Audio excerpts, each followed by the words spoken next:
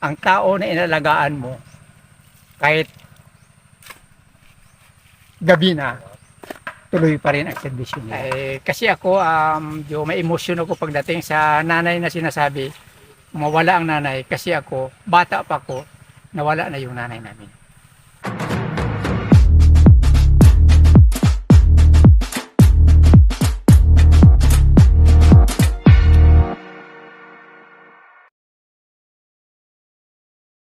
At siguro yon ang naabot ko. Hindi akalain na ako ay magserbisyo sa ating bayan.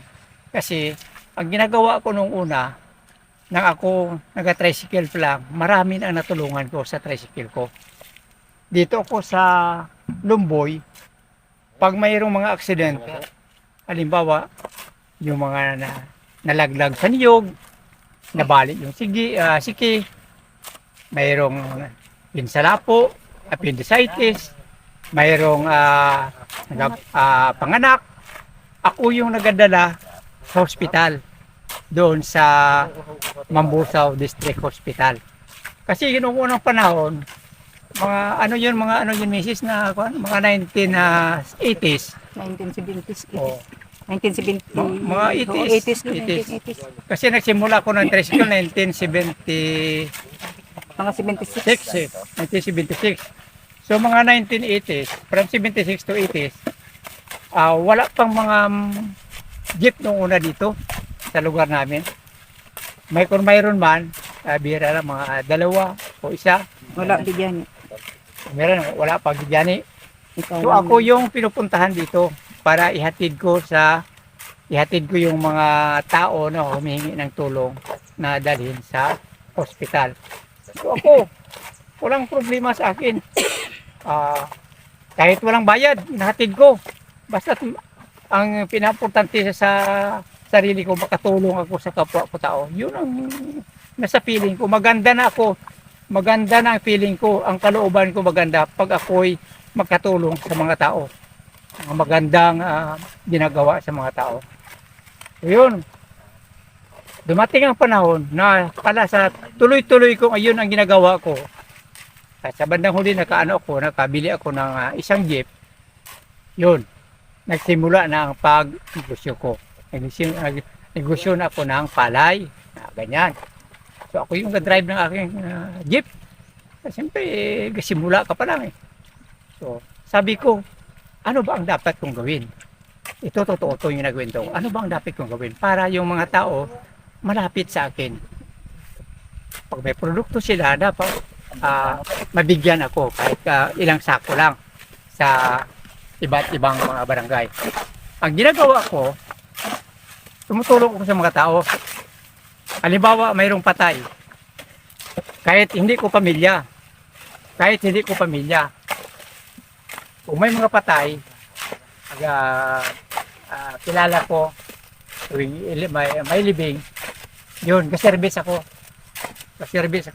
sa mga tao. Bukid, like Lucero, Dinabasan, Milan, yan, Ayna, mga yan. Mga dito, Pasulo, ganyan yung mga lugar. Kaservice ako. So, papunta. Nagdating ang panahon nga ang nasa isip ng tao, ako'y matulungin. Pag during harvest time ng kanyang palay o mais, mga kupra, binibigyan nila ako. Kasi siguro palagi nagkikwentuhan yung magpamilya na sige, bigyan man natin si Manong Rudy ng ating produkto kasi nakatulong man sa atin. Kung may problema tayo, halimbawa may mga patay tayo, sila servisyo sa atin. Yun. Sige, sa tuloy-tuloy kong yun ang ginagawa ko. At saka dagdag pa, pag may nag-asawa, no? May magpakasal sa iba't ibang barangay. So ako yung nagakarga ng kanilang mga panggastos. Transport sa kabilang barangay. Yun ang ginagawa ko. So yun nga, ako ng mga tao, nakita ng mga tao kung ano kasinseridad yung ginagawa ko. Yun, nag-click ang aking negosyo. So, hindi ko akalain nga naabot ko yung biyaya ng Panginoon na binigay sa akin. Yun. Nagkaroon ako ng nag-truck. Kapagawa ako ng truck. 2 jeep, 2 tricycle. Yun para gamitin ko sa akin nga negosyo. Naglakas. Mayroon akong hardware, mayroon akong grocery, mayroon akong farm chemical, mayroon akong buy and sell ng palay, corn, kopra. Yun. So, naghinto lang sa bandang huling huminto kasi hindi ko akalain na may dumating sa aking asawa na siya ay na ng sakit na pneumonia. So siguro sa epekto ng tagal ng aming paghawak ng negosyo kasi puro polluted yung ginagawa namin. Kung isa nagaripak siya ng mga chemical, kilo siya ng mga fertilizer, mga poultry supply, yan, mga feeds, yan. So yung pisto namin, isa lang, ganyan lang. So halo-halo. So lahat, medyo na na-inhale ng aking asawa. So nalatnan sa sakit na pneumonia. So every cropping, punta kami sa ospital. Ang sinasabi ng doktor na ang sakit mo ay allergic ka sa negosyo mo. Nagsabi si Mrs. na ang negosyo namin na ito ang aming mga ginahawakan ng negosyo. Allergic ka. So, sa bandang huli, nagsabi yung aming doktor, sinabihan sa negosyo, dapat sana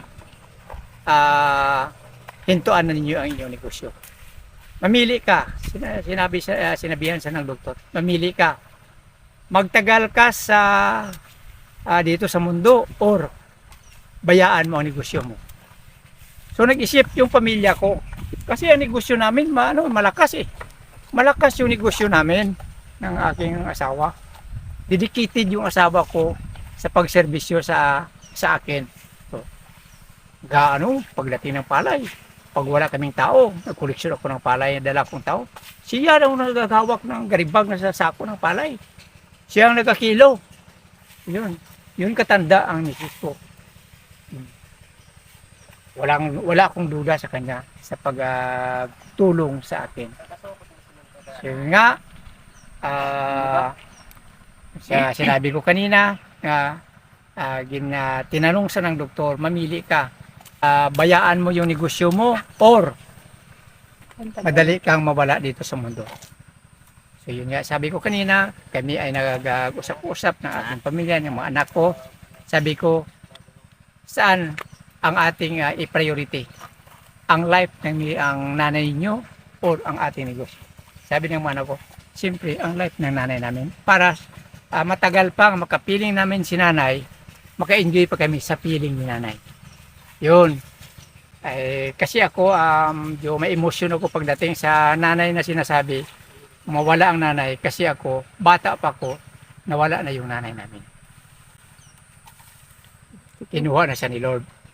At the age of 40, wala na si nanay. Yun. So yun nga, hininto namin ang aming negosyo.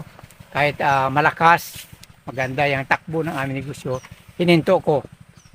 At dumating ang panahon, ilala ako sa bayan namin. Kinuha ako ng partido. So, sa awa at sa tulong ng Panginoon, sa tulong ng mga tao, ako ay nakagraduate sa 3 consecutive term, 9 years. Tapos ko ang 3 years ko. So, bumalik ako ulit. After 9 years, bumalik ako.